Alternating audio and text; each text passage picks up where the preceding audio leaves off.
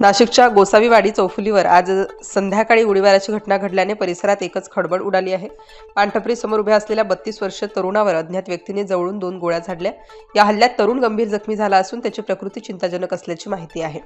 गोसावीवाडी चौफुलीवरील पानटपरी समोर 32 वर्षीय सुमित अरुण पगारे उभा असताना अचानक एका अज्ञात इसमाने त्याच्यावर 2 वेळा फायर केलं।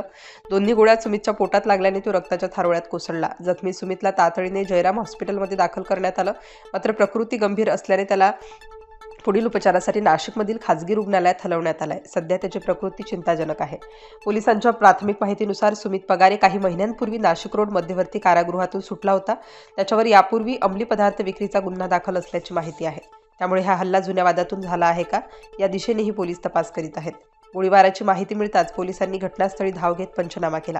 हल्लेखोर कोण होता, त्याने गोळीबार का केला आणि या घटनेमागे नेमके कारण काय, याचा शोध पोलिसांकडून सुरू आहे। या घटनेमुळे गोसावीवाडी परिसरात भीतीचे वातावरण निर्माण झाले आहे। स्टार न्यूजसाठी मोहसिन पठाण, नाशिक।